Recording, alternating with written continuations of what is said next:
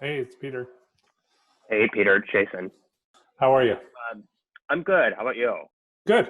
Good. All good. Hi, everyone. You're all automatically muted, so if you want to unmute yourself and say hello, please do. Hi there. Hey, Janet. Hey, hi, Randy. Hello, Peter. You're still muted. Yeah. So I don't sneeze or anything. So. Okay. Beautiful film. Beautiful photography. Oh, thank you very much. Yeah, very impressed. A lot of the your drone shot really gave a good perspective of what it looks like out there. Oh, great. Well, thank you. Appreciate that. It was really, really a great film. Well, thank you. Yes, really enjoyed it. Awesome. Yeah, we're having a lot of fun with it. I bet. Oh, yeah. Amy, you still here in California, or are you back in Vermont yet? Still here. Still here. Okay. Oh, there's Bonnie. Hi, Bonnie. Hey, Janet. Hey, Randy. Hi, Peter. Hey, Bonnie. How are Everyone you? else. Yes.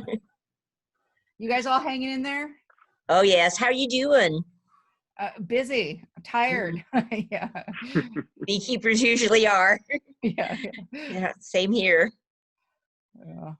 I'm gonna cut in just so we can get started. Hey, Ted, what's your name? My name is Jason Patton. I'm the Community Engagement Coordinator with Briar Patch Food Co-op. And welcome everyone who's joining this. I appreciate all of you being here. This is kind of exciting for us. We, back in earlier this year, we planned on presenting Briar Patch in partnership with the Nevada County Beekeepers Association, a screening of the Pollinators, originally planned to be at the Nevada Theater. And then, I don't know, I've heard there was some sort of global pandemic that interrupted that. And so after speaking to both Spencer Wingfield and the director, Peter Nelson, who you will all meet soon, we decided to do it electronically and digitally. And it's been really exciting to see kind of the response. You know, we were really excited to present this at Briar Patch because it supports our local beekeepers, whether they're providing honey on our shelves or pollinating our produce that we serve that's locally and organically sourced. You know, it was a really interesting concept to us, and we're excited to do it. And we're happy to support the Nevada County Beekeepers Association. And just so you know, all of you who purchased a ticket to this goes to the Nevada County Beekeepers Association, which is a nonprofit that promotes the well-being of honeybees and the environment they provide in their habitat. And I think it's so important, and you'll hear from quite a few people involved with that organization soon. I guess I will just kind of move into introductions right now. The way that I'll start is with our local beekeepers who represent the Nevada County Beekeepers Association. We have the president of the Nevada County Beekeepers Association, Amy Hustead. We have Spencer Wingfield, who's the vice president, and then Randy Oliver, who's also on the board. We also have Bonnie Morse, who is a great beekeeper from Marin County, which all of them are going to offer expertise. And last but not least, Director Peter Nelson. Peter, say hi. I'll unmute myself. Yeah. Hi. Thanks for having me. I'm really thrilled to be here. Hey, Spencer, it's a long time coming to and good adaptation for this because it was a bit of a challenge. I know it threw a wrench in everybody's plans this year. So, but this is a great recovery, and I'm just thrilled to be here with you guys and see you all. So, thank you. We're happy to have you here. I'm gonna let Peter and our great panelists just kind of take it from here. But just as a jumping off point, I have a question for our California beekeepers. There were a lot of things that struck me in the film. One of which being in the first 10 minutes that I did not realize that almond pollination was the biggest pollinating event of the year and required almost the entire population of U.S. bees. How does that impact the work that you do, and how do you adjust to that, especially as the bee population, continues to decline in many ways? Well, the first thing, let's put one fact straight. The honeybee population is not declining in any way. It's increasing. Honeybee population is large. You're talking about a managed pollinator. So this is domestic livestock, as opposed to the native bee populations, which are threatened by climate change and threatened by habitat modification. So as far as pollinator health and survival, it's more about the native pollinators. The honeybee population, the number of hives in any country, is based upon profitable for beekeepers to run them as livestock or not. Honeybee is not native to the United States; it's native to Africa and Europe. So the decline of honeybees is, we've had issues mainly with the invasion of the veromite. As we have with a human now, we've had an epizootic of a different virus called deformed wing virus, which has hit the honeybee population across the world, starting in 1993. And so we've been going through this virus thing, and beekeepers have struggled with that. So in answer to your question about pollination, for those of us who make our living with honeybees, it's the #1 event for us, our main source of income. For the recreational or hobby beekeeper, they're not generally involved with that. So they keep their bees stationary in town. I'll add to that. There actually are quite a few. It's such a lucrative thing. There are a lot of maybe sideliner or hobbyist beekeepers that get into bees and then realize the potential for a source of income to take some of their hives into the orchards to pollinate the almonds. And so, and then for some beekeepers, it's their source of income. They keep bees alive just to go to that event. Growing up, it wasn't in a beekeeping family, it wasn't the main source of income. Honey was sort of the main thing. And then it's kind of it got to a 50-50 point, and now it's taken over as the source of income, both because the price of honey and the value of our domestic honey isn't where it should be, and because the price to keep a beehive alive to take to this pollination event is so difficult, that has increased so high. So it's as far as my operation goes, it's almost a 50-50. I make a lot of my income in other ways, but the pollination is definitely a large part of it. And it does set the stage. It's interesting in Peter's film how he starts off with the year, and how I never thought of it that way until I saw the film, but it sets the stage for the rest of your year. The fact that you have to do this thing that's not very natural in a time that's not very natural, and then you have to go from there to the next crop. Well, a lot of beekeepers go to the next crop, and then to the next crop, and it was interesting. I liked to get that perspective of it, how it was portrayed in the film. It's very interesting. But yeah, that's it's a big deal. And Peter's film really, it was a mirror of reality, and being in a commercial, in a beekeeping family and in life. It was like you hear the bees buzzing in the springtime of the film, and it's like I'm looking outside, it's 45 degrees, and my heart starts beating, and it's like, oh man, and it's like I'm in the bee yard, and hearing the forklift fire up, and it's the closest you can get to being with a beekeeper, being in the film and taking it through the year. But it was really great. I appreciate the film very much, Peter. I have a question for you all. Do you do multiple crop pollination, or do you do almonds and then honey production? Personally, we do mainly almonds. We have one little pumpkin pollination.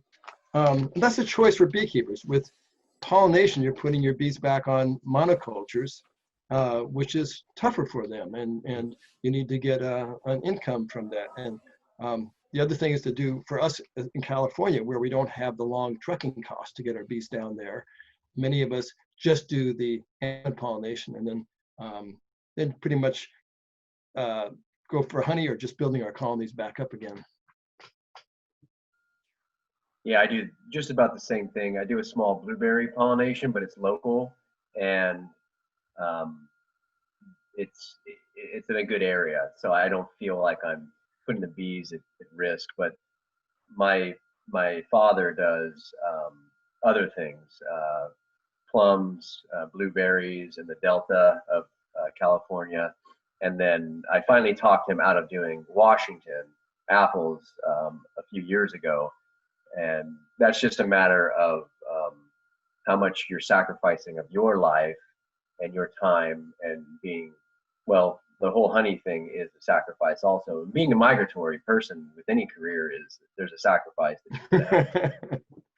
And it's just, and you know, it's a trade-off, because you're putting your bees in a situation where, like Randy's saying, it's not a very good, if you've got an option to take them or not, and you have a spot to go like we have, it's a no-brainer to get them out of that and get them up to somewhere that is a good environment for them to be in, away from sprays.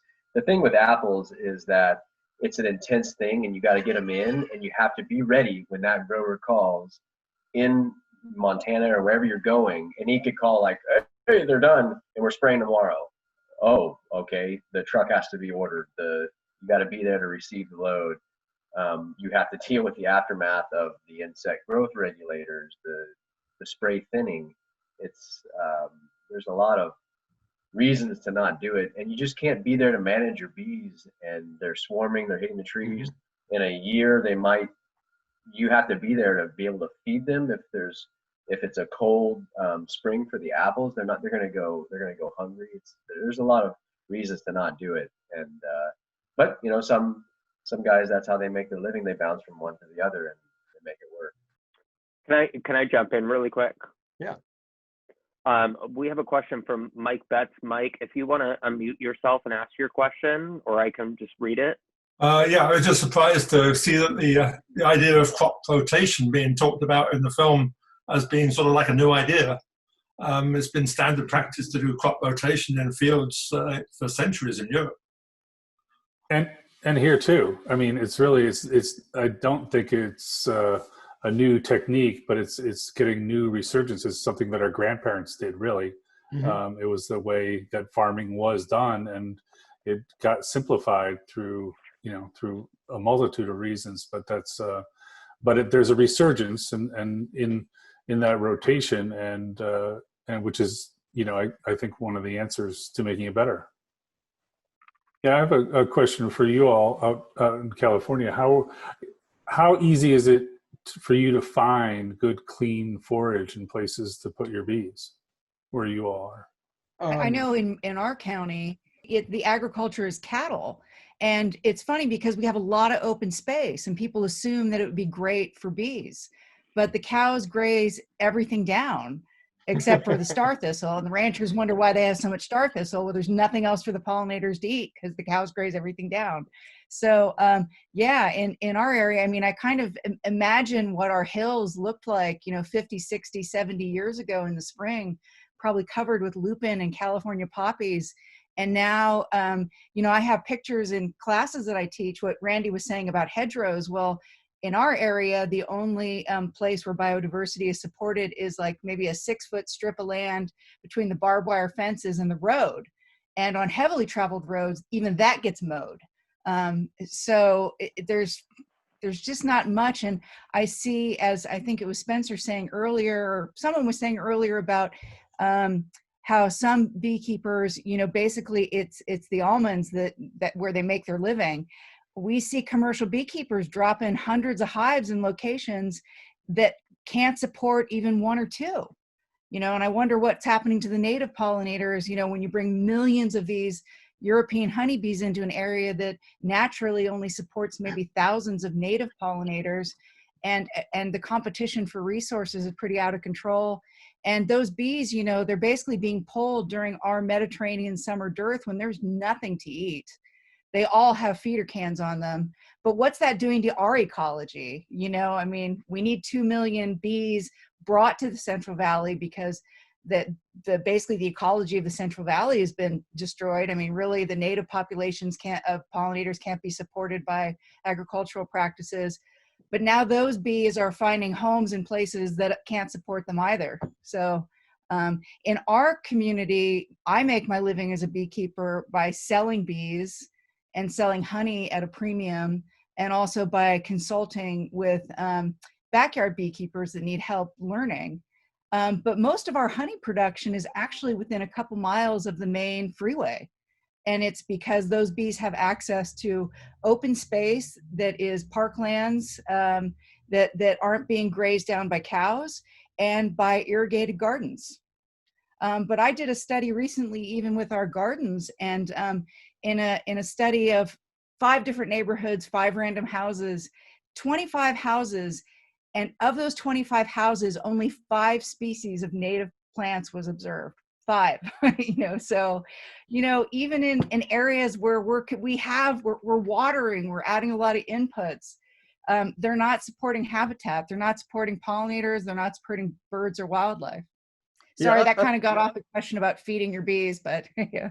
No, that's exactly the same thing up here. Is what we had is because the beekeepers down the valley, when it dries up down there, and with the agriculture, there's not enough forage for the bees, for the beekeepers who run large numbers for almond pollination. So they start looking up here in the foothills where there's not so much agriculture and there's more forage.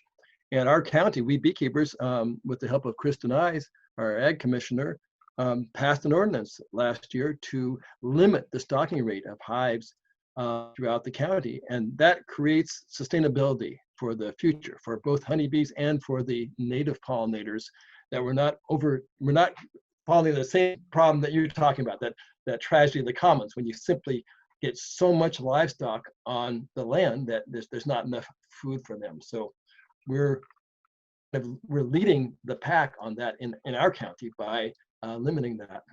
Yeah, you really are. It's an impressive ordinance. Bravo. Yeah. And it's frustrating for us trying to find locations, but the thing is, you find a location, if I find a great location, I find out that Spencer, 500 feet away, but I couldn't see his yard of bees. I don't really want to put them there because I don't want to be competing with Spencer. So we're adapting to it, but long term, it's going to provide sustainability for the wild bees, the native bees, and our honeybees. Hey, Amy, I'm just curious, kind of this idea of competition around bees. You being the president of the Beekeepers Association, how do you guys all interact within this county and with other counties, as beekeepers and the work that you have to do? Well, most of the people in the club are hobbyists. And so we're talking about people with, 2-4 hives, somewhere in there. So we try to encourage people to register their hives so that we know about how many hives, are around, where they are in relation to the commercial hives. And so that is one of our big pushes this year, is to get people, or the last year or two, is to get people to register those hives so that we have a voice in the county. And I think also I think Placer County is also trying to get that same mandate on board. And I think El Dorado too is looking to do that as well. So obviously the more counties that can adapt something like that, the better it is for all of us. I personally haven't got honey from my home yard. In the last 3 years, I've only gotten honey 1 year because there is about 200 hives about 2 miles from me. And I just don't get honey anymore. So it's pretty frustrating. Yeah. A lot of what the club does is scientific related, bringing in people that study certain facets of pollinators, bees, honeybees, and educates people that are interested in keeping some bees on how to take care of them, how to take care of the scourges that that sort of that hurt the bees' health, and sort of kind of coaches them along through the season, because we hold a meeting once a month, and the season changes. You know, every month is, hey, what are you seeing now? What should you be doing now? What should you be watching out for? And so that interaction with our club is something that is invaluable, I think, and to have the resources that we have at hand, the cutting edge of bee research, you know, it's really amazing. Certainly, I mean, I apologize for interrupting the conversation. I just want to ask Amy and Spencer and Brandy as well, just the Nevada County Beekeepers Association, like, this is what it's supporting, and we want to make sure that we're getting that message out for how the community can support you guys. So, well, simply one, planting flowers. for pollinators, planting flowers. One of the things, other issues that we have with the community sometimes is during the summer, like in a very dry summer and hot, like when it gets hot, the bees need water sources. And one of the problems we have is they, you know, ponds in the backyard and bird waters and that kinds of things. They're not in any mood to sting at all. They just want to get a drink of water. And some homeowners freak out about that, and we have to move yards of bees away. So people just planting flowers, don't be freaked out if there's some bees coming to a water source on the hot days. Those are ways that you can support us. We place our bees through the county. We provide pollination for anybody who's growing fruit trees or any kind of fruit, vegetable that needs to be pollinated, or actually it's need to be pollinated. But when Varroa first hit in California, I've been teaching beekeeping classes for many years, and what happened, suddenly all these people, or the gardeners, were saying, we can't grow cucumbers or squash in our gardens anymore because they don't get pollinated. The pollination just stopped. And they came in not because they wanted to be beekeepers, but because they wanted to be able to grow food in their gardens. And the honeybees had just disappeared. So one thing that the community can realize is that we beekeepers provide those pollination services free of charge to everybody in the county. And also, I think a lot of people, when they hear this message from the media, that the honeybees are in some kind of danger, and a lot of people have responded by wanting to become beekeepers, but that's really not the solution. Right. The solution, like Randy said, is to plant flowers for native bees and native plants, not to jump out and spend, $600 on a new hobby that you think is gonna save the bees, because it's not. We need to support the native pollinators by planting those native species and keeping habitat intact for them. I'd just like to jump in, and I get asked fairly often about people who want to start keeping bees, and I always recommend two things that they must do: is take a class with a beekeeping club or something like that, but then also plant a garden, because those two things essentially go hand in glove for me. And creating that habitat for not only honeybees but for the native bees. And I know where we live here in the Hudson Valley of New York, I'm always thinking about, when I'm planting something, and I don't do agriculture other than a garden, but I'm always thinking about, what pollinates this? What is the effect of that? What is the bloom time? What is the, to try and provide that sequential bloom throughout a year as much as possible, because that's what bees need, all bees, not just honeybees. And I know that Bonnie has worked a lot on habitat and planting, and there are lists available for what are native plants. I know what you guys have there in California is very different from what we have here in New York, obviously. But there are great resources out there for things that people can plant. So I always encourage people to really, dig into that and look what works in their individual situation. I was just going to encourage, reiterate what Amy was saying. The importance of the native plants. It's not just enough to plant flowers. You really need to plant things that are going to be helpful to the bees. I got really involved with our local fire department efforts about 1.5 years ago because I was pretty upset about what they were asking people to remove, like our really important native baccharis, which is so vital to 400 species of insects rely on it, and it's a very important fall food source, and they were asking people to take it out. And on their list of recommended plants were things like azaleas and camellias. Yeah, they flower, but they don't really provide anything for anything. And they take a lot of, they're not adapted to our soil. They need more water. So they take a lot of inputs and provide very little outputs. I also really encourage people, when you think about it, select the straight species over cultivars. Because in many cases, the straight species actually evolved with pollinators who were, reproducing them.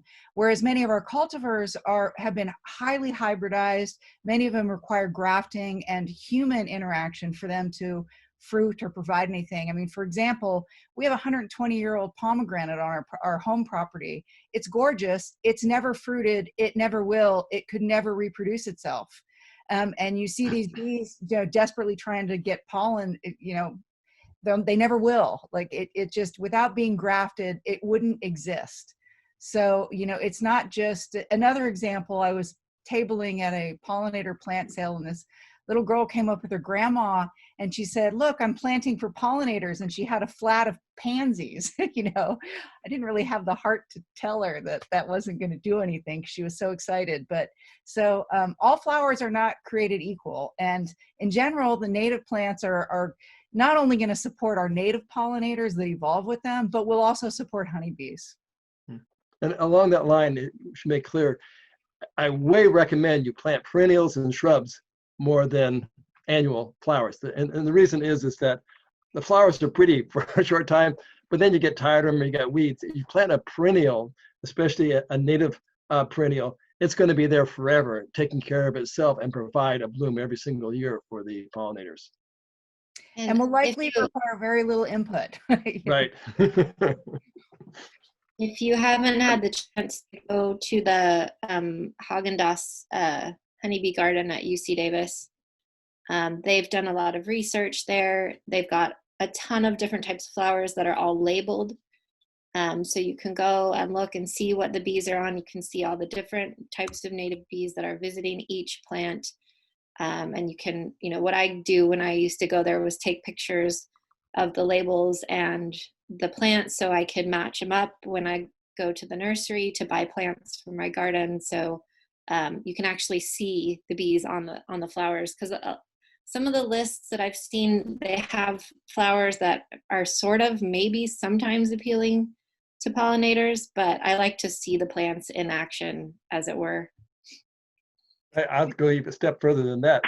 Go to the local nursery at any time of the year and look at the thing in bloom. If there's bees all over it, so I know that I have locations of bees close enough to the nurseries in town that if it's attracted to bees or other pollinators, they will be on them at the nursery. If you see flowers on a plant at the nursery and there's not pollinators on them, don't buy that plant for pollinators, because the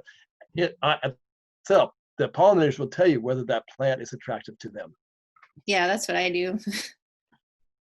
So we're coming up on our hour that we have. I would really love, and this has been a great conversation. I've learned a lot, and I think everyone else here has learned a lot, and we're recording this and we're going to share it, which I'm super excited for people to learn a lot more about this. I guess I would ask each of the panelists if you could in the next 90 seconds to 2 minutes, like 4 people who shop at Briar Patch, who or whoever's watching this, really, like, what is the thing that you can do tomorrow that will help beekeepers, the bee population, pollination, like everything that needs to be done that we've discussed in it? Like, what is the 90-second to 2-minute actionable thing that they can do? I'll let you guys take it from there. Well, I'll step in. Support local agriculture, support small farmers, and buy local honey. I would also, Go ahead. I would add, well, I would agree with what Randy said. Buy honey from the Olivers or from Spencer. Support your local beekeeper.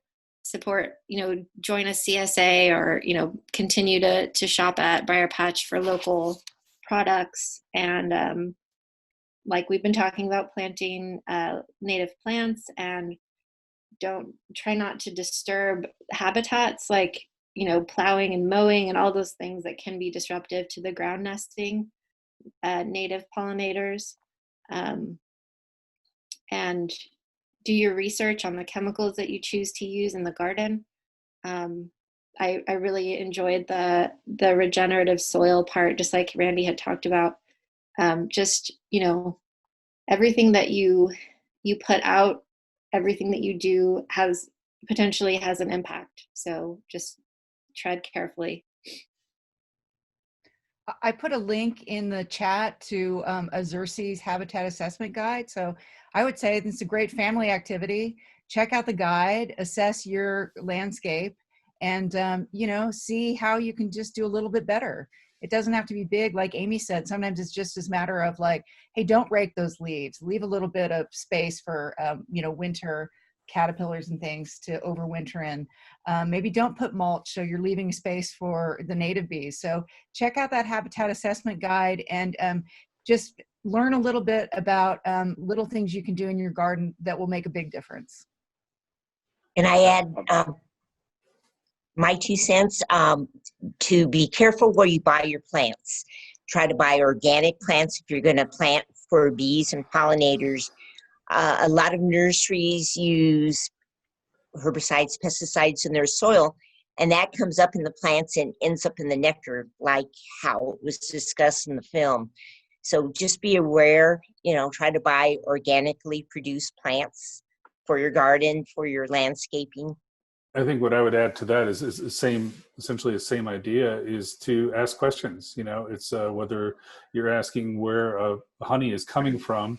I know every beekeeper I've ever met has pride in what they do, as does pretty much every farmer I've ever met. They put a lot of pride in what they grow and how they grow it, and what it is, and they really want to have that dialogue. So establishing that relationship with the farmers and beekeepers in the local community, it was kind of interesting that last year, and Sally Roy, my wife, who's the executive producer of the film, we'd go around to these film festivals. We were always telling people, support those local economies, support the CSAs and the farmers markets and the food co-ops. And, little did we know that there was a pandemic coming, which is, made this all the more relevant I know around where we are, that the CSAs and they're sold out. They sold out right away this year because people, jumped into that local connection of local food, and that's really important, because it's the local economy and the community that we really need. So it's not so disenfranchised and remote. But asking questions about where your food comes from and who grows it is really important. And as a filmmaker, it's something that I do, is ask questions and try and make those connections. But I love going to the supermarket and talking to the people in the produce section or the people in the whatever section about where it comes from and what makes this apple different from that one and what is this farm about. As well as I just interrogate the guy who is growing our CSA now. It's just, it builds a stronger relationship and a stronger community, and we can't have too much of that, I don't think. Well, Peter, Amy, Spencer, Randy, Bonnie, I appreciate all of you being here and being a part of this. This was such an amazing experience to view this film. So many people loved it. Like I said, we recorded this and we'll put this online. People have another 24 hours to view it, thanks to Randy's generosity, or Peter's generosity, pardon me. And you know, I think it's important that we continue to have these conversations about beekeeping and how it just affects like our entire ecosystem, and how that affects like why people shop at Briar Patch and at the co-ops, and you know, there's a lot to unpack there. But I appreciate everything you had to offer. I appreciate each and every one of you, and I look forward to future conversations and continuing this education. And yeah, you guys have been great. Right. Well, Thank thanks you, for Peter. putting it together. Yeah, thank you Thank you, all. Jason. Yeah, thank you all for your time. I appreciate it, and we'll all speak soon. And be well. All right. All right. Thanks so you. much. Good night. You. Good night. Take care. Bye. Bye.